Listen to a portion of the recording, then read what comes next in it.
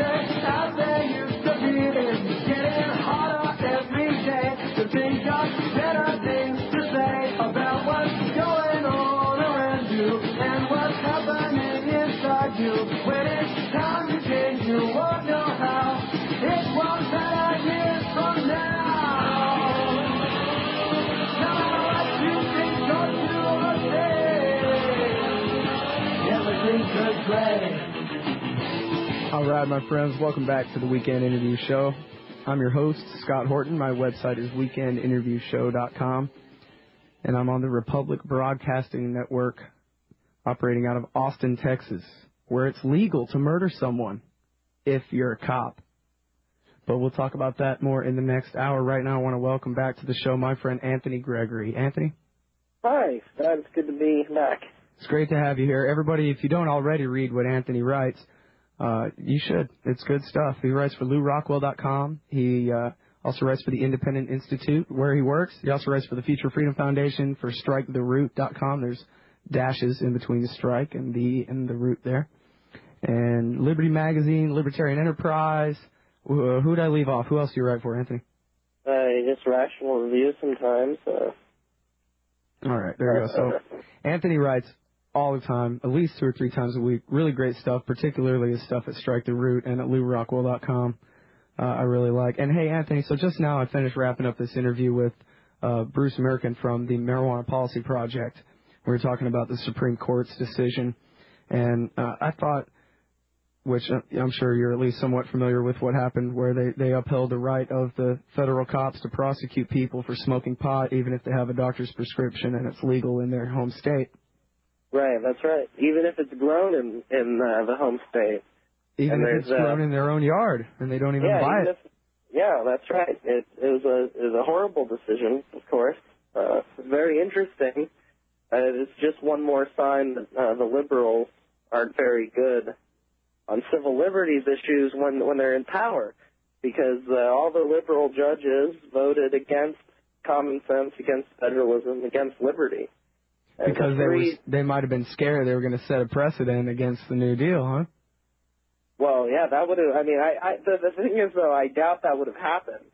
But if that had happened, that would have been great, of course. But I doubt that I believe it was Thomas and Rehnquist and O'Connor, right, were the dissenters, and I doubt that they would take the principles of decentralism and liberty in the 10th Amendment to the extreme that I think would be appropriate. But in this instance, they were on the right side. Of course, it's not always that way.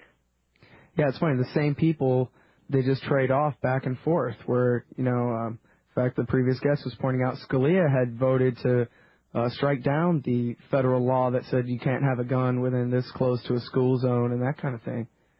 And that's right. Here he's on the wrong side of this, and Clarence Thomas is the guy that said George Bush can torture whoever he wants. He's the president. That's right. Even American citizens. And this time, he's on the side of reason. And yet, there was that recent gun case. I think it was the guy from Japan. And to see if he could have a gun, having been convicted of I think it was a victimless technical crime in Japan. If that applied to the United States, and the liberals in that decision, oddly, voted to say, yeah, he can have a gun, and the conservatives, the ones who said no, he can't, were mostly the conservatives. Now, people will argue about the Constitution, the exact language there, but putting that all aside, just for the second, it's interesting that we have liberal judges occasionally being the ones standing up for the right to have a gun, and the conservatives standing up for the right to self-medicate. This shows that, first of all, there's a lack of principle on the part of almost anyone in Washington and in government, including in the judiciary. And of course, I'm talking about most people. Some people are better than others, but that's one thing it shows. It also shows that this whole left-right thing is a very flawed concept. For years, libertarians have been saying the left is for these kinds of liberties and against these other kinds of freedoms, and the conservatives kind of reverse that. But I think we libertarians have for a long time kind of been oversimplifying it and maybe contributing to the confusion because it's clearly not that clear-cut. Well, right, and as time goes on, old coalitions kind of break up. I mean, without a Soviet Union, there's less and less for a real libertarian to have in common with a conservative now. Sure. I mean, some libertarians will try to find they'll try to look at about a third of the Bush administration's economic rhetoric. But you can't even go by all of the rhetoric, and certainly not on all issues, but on some economic issues, sometimes Bush will sound somewhat better than some Democrats. But that's about all they've really got going for them now. Great. So now back to the drug thing, and now didn't Bush run in the year 2000? Didn't he promise that he would respect federalism and the right of the states to have their own laws regarding medical pot? Yes, he did. In fact, in 2000, I didn't vote for either I didn't vote for him or Gore, but I had a slight preference for Bush. He sounded like he was a little bit less bad on a number of issues, and one was that. Yeah, he specifically said he thought it was a states' rights issue, and I thought that was great. And it's not the only issue, but it'd be nice to see the drug war dismantled, even if slowly, even if on the federal level first, very slowly with medical marijuana. It'd be nice to see some progress as opposed to the continued persecution of people who use it for medical reasons. Well, it was in the news here in Texas a couple of days ago. A new police chief took office in Nuevo Laredo and was killed on his first day on the job. And they're saying that it's, drug wars going on and different cartels fighting over dominance. And this was the only guy in town brave enough to take the job. Apparently a bunch of people had turned it down, and he got whacked his first day on the job. And, I have this problem where instead of just saying, oh, here's the thing, well, here's my reaction, such as, well, obviously the federal government should go in there and kill all the bad guys who killed this cop, find them and hunt them down and smoke them out of their caves and like that. But I got this goofy thing that I do where I try to think in like 2 or 3 steps and try to figure out, really these gangs who are going around killing each other and fighting for dominance, what they're fighting over is a black market. And that really, if they would just legalize the drugs, all these guys would be out of business. You'd have, some New York controlled conglomerate would sell all the cocaine and it'd be dirt cheap. Mm-hmm. It's the government intervention has driven up the price, because a smuggler who's risking years in a cage of his life, he's got to get paid. That price gets artificially driven up by the war itself. Oh, of course. I'm still surprised to occasionally encounter people who don't seem to understand the economics of the drug war, the basic fact that the drug war is the reason that these drugs are so expensive. And it is the principal reason for all of this gang violence. I mean, people bring up this point all the time, but I guess it never it never becomes antiquated. That is, the same thing happened during alcohol prohibition. And of course, there aren't gangs fighting in the streets that much over Jim Beam and Johnny Walker. There was horrible violence in Chicago, especially during the 20s when the stuff was illegal. Of course, people still drank lots of alcohol.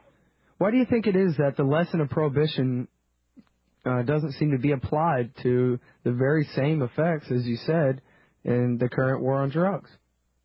Well, I think that with just like many aspects of government policy, the people have been largely bamboozled into believing in a lot of things that aren't true about the drugs, believing that these drugs, these inanimate objects, are this great scourge that people as individuals can't control themselves in respect to, that these drugs take people over. Now, it's of course true that drugs have the potential to be very dangerous to people.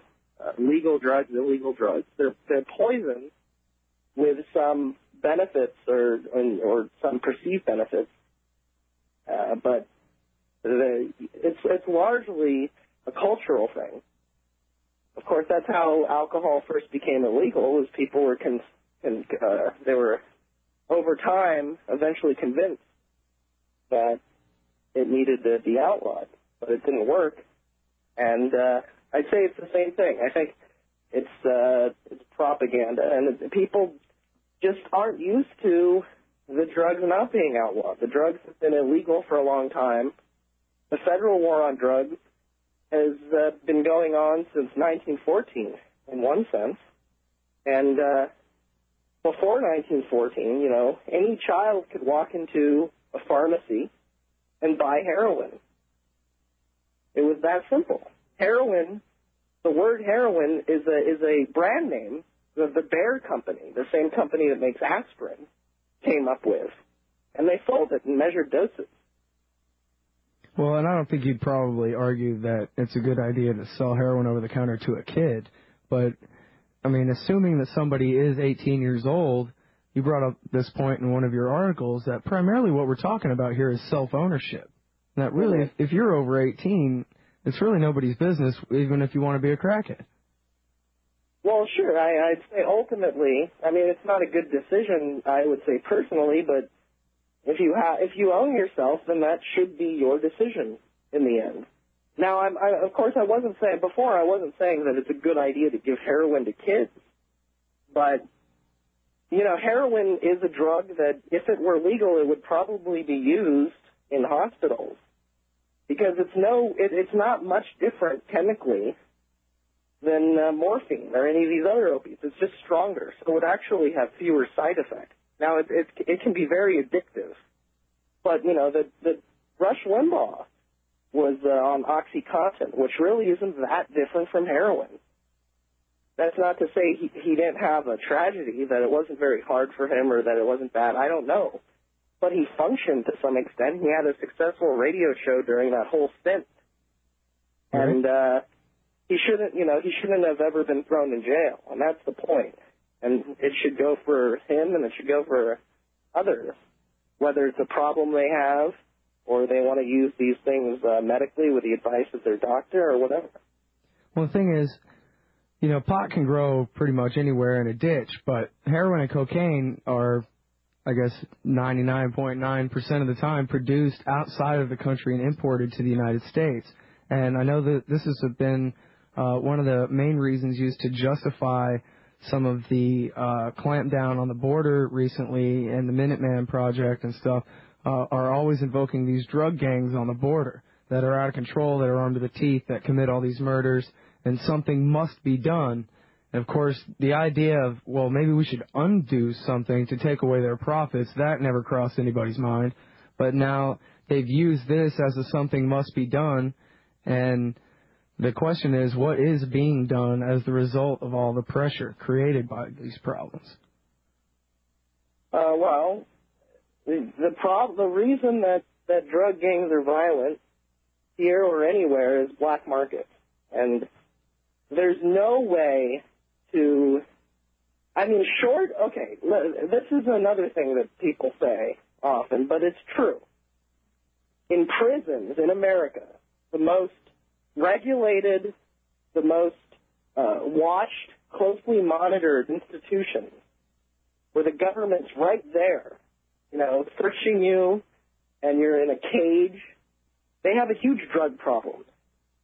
They've caught mass murderers who are in solitary confinement with drugs.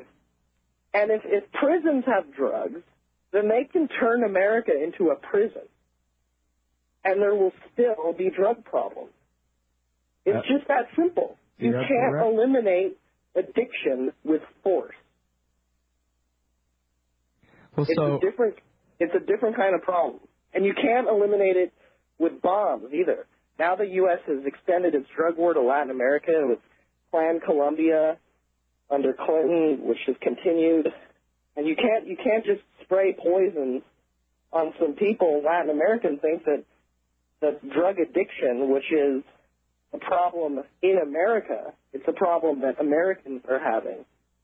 You can't just externalize all of the nasty parts of what you think the solution is on other countries and think that it's going to solve the problem. Sure, I mean, it's a matter of economics again. You go and spray a field and destroy a bunch of crop, then all you did was just drive the price up and gave 30 more people a reason to want to join the business.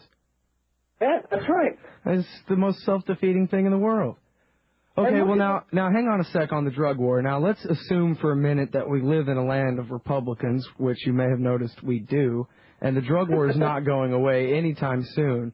But now we really do have a problem, Anthony, with these black marketeer drug gangs running around on the border uncontrolled. Don't we need some border security to stop these illegal immigrants from coming in and committing all these crimes? Well, I don't think that having border guards, keeping immigrants out is something the government should do. I think to the extent that immigration makes anything in America worse, it's because there's too much government. It's because the government has regulated the economy so much and has eliminated the freedom of association. It's because so much of the land in America and so much property in America is socialized. So there's this issue of it's the tragedy of the commons, and it's because of the welfare state. And those are the problems.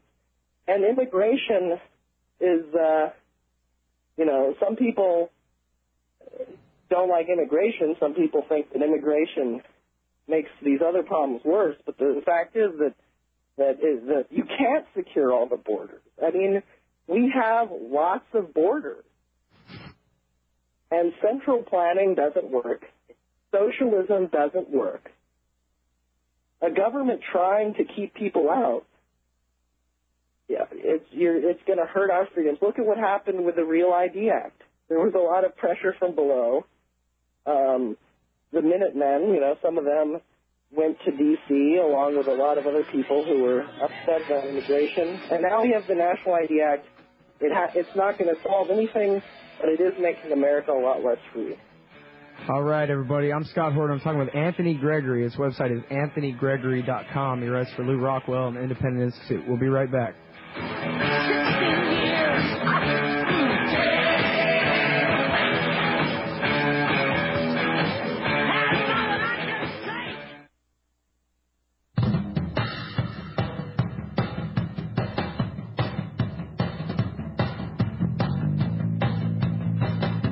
All right, my friends, welcome back to the Weekend Interview Show. I'm talking with Anthony Gregory, who writes for, I think, every libertarian publication on earth, including antiwar.com, LouRockwell.com, Strike the Root, Libertarian Enterprise, the Independent Institute. I know I'm leaving some off, Rational Review, Liberty Magazine, and he writes great stuff. And before we went out to the break there, we were talking about the Minutemen and pressure for tightening the border, particularly the border with Mexico. And you already sort of described how the national government is incapable of sealing the border, that no matter how many cops you put there, central planning doesn't work. It's not going to ever succeed. So I wonder if you must probably support the Minutemen then, because they're a private organization, decentralized, just going around protecting their property rights, right, Anthony? Well, okay, here's the thing. When the Minutemen are calling the feds because they see immigrants crossing the border on so-called public property, I object to what they're doing because I don't think they're helping. To the extent that they're just keeping people off their private land, that's their property right. But from what I've seen in reading the Minuteman Project website, looks like it's specifically against their rules to confront people head on, and what they're really about is alerting the authorities. When I would prefer more that, I don't want violence to break out, but if it's an issue of trespass, then it's an issue of trespass. If it's an issue of immigrants coming across the border that aren't trespassing on private property, I think that it's a bad idea.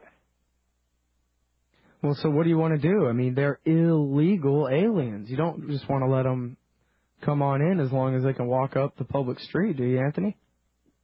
Well, I don't see what the problem is. Most of them come and they get jobs.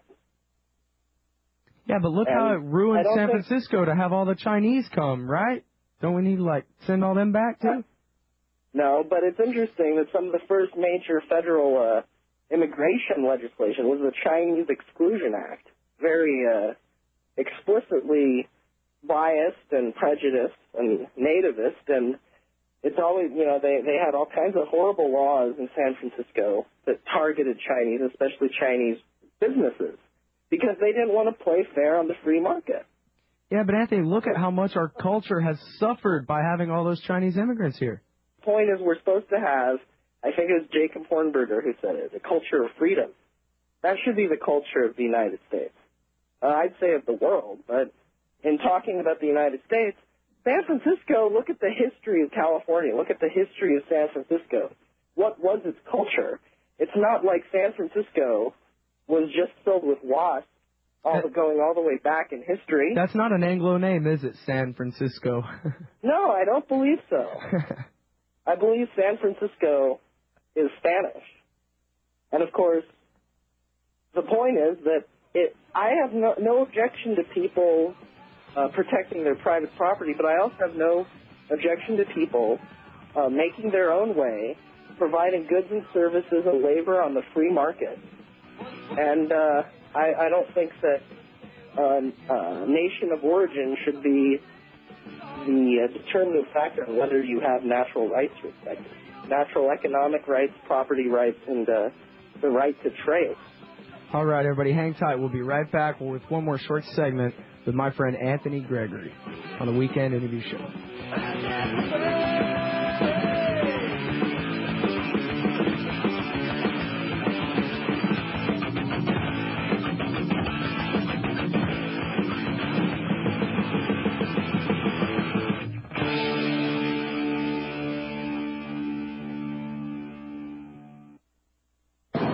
Did you read this? Chicago just became the murder capital of America. I don't understand. It's been a felony to have a gun since '95. I thought that was supposed to prevent murders, not increase them. Criminals will always find a way to get guns, while the rest of us are just left defenseless. Chicago authorities have seized over 75,000 firearms since 1995. And now, Chicago's murder rate is twice as high as New York City. Tonight, while you're asleep, criminals will be at work. Not in Kennesaw, Georgia. In 1982, our city passed a law requiring every household to have a gun. It terrified the criminals, and our violent crime rate is now 75% below the national average. We sleep well here in Kennesaw. Americans who own guns prevent over 1 million violent crimes every year and save lives. Get the facts. Visit armedandsecure.org. That's armedandsecure.org.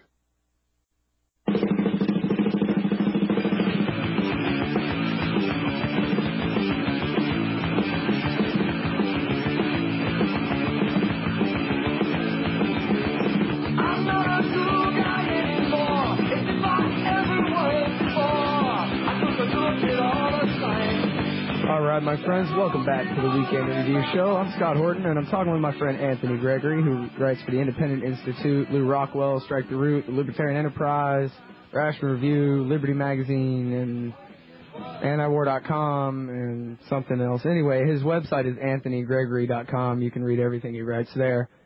And we're talking about, well, we were talking about the border, but I kind of want to segue this in with the Real ID Act and really the gun control or the anti-gun control ad that just played here.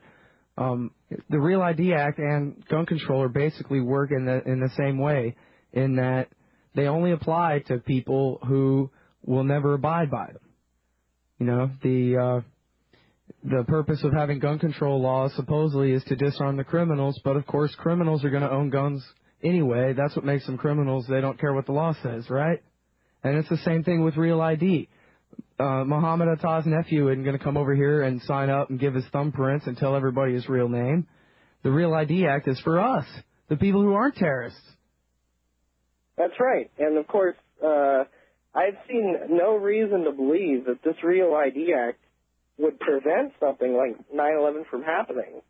I believe they use forged IDs, which no matter what you do, you can't eliminate. You can't. The reason central planning doesn't work is because no central coercive monopoly can always have the information it needs to predict how people will try to circumvent what it does. There are millions of people. And the idea that any of this stuff, that the nationalized airport security, that just all of these random searches of all these, of grandma, that any of it's going to work better than the drug war has worked, or that gun control works. Or the war on immigration.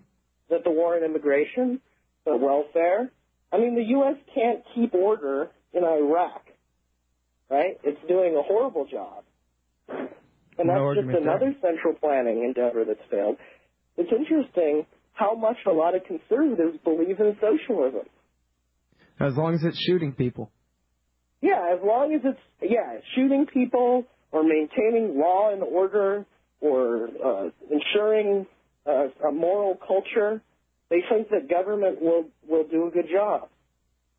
It's kind of ironic, isn't it, Anthony, how some of the people who are the harshest critics of illegal aliens in this country and who cry out the loudest for the government to stop them are pretty much the same people who are so conservative that they don't trust a national ID card, even if it does come from the Bush administration.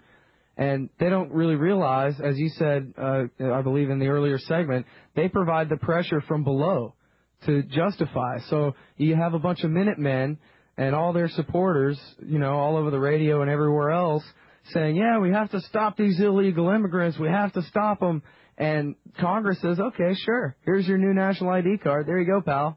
Thanks a lot for helping provide the pressure for us to talk about you guys on TV for a few days before we ran this law through. Well, that's right. They were specifically protesting, gathering in D.C. saying, we want you to include this Real ID nonsense inside the appropriations for more militarism.